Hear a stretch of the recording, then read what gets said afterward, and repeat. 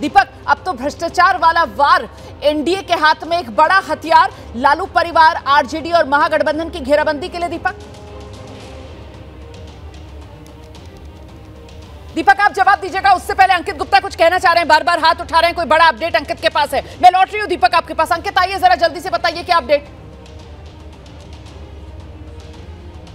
रोमाना, सुशील की तरफ से एक अपडेट आया है, वो देना जरूरी है। कोर्ट ने राबड़ी देवी को उनके ऊपर लगे आरोपों के बारे में समझाया है, क्योंकि जैसे ही जो है कोर्ट ने कहा था कि आप आरोप स्वीकार करते हैं या नहीं, तो राबड़ी देवी ने कहा कि ये तो केस ही झूठा है, ये केस ही गलत है। तो कोर्ट ने ये समझाया है कि आपके खिलाफ आरोप क्या है, अभी हम आपको दोषी नहीं करार दे रहे, लेकिन ये आरोप के आधार पर मुकदमा चलेगा। क्या आप मुकदमे के लिए तैयार हैं या इन आरोपों को स्वीकार करते हैं? तो कोर्ट ने जो है राबड़ी देवी को बताया है कि आपके खिलाफ ये धाराएं हैं, और कौन सी धाराएं बताई हैं वो महत्वपूर्ण है।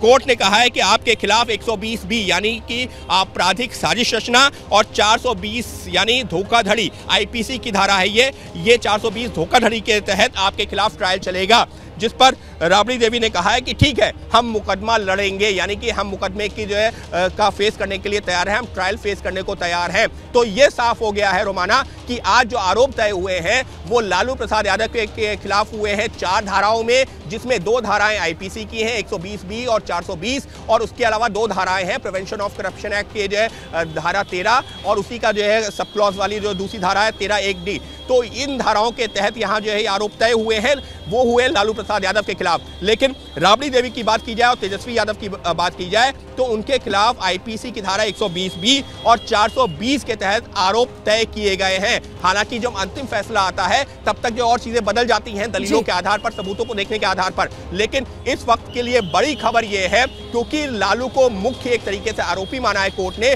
लिहाजा उनके खिलाफ प्रिवेंशन ऑफ करप्शन एक्ट में भी मामला दर्ज किया गया है। और क्यों महत्वपूर्ण है ये? क्योंकि उस दौरान वो सरकारी पद पे थे, सरकारी ओहदे पर थे, देश के रेल मंत्री थे।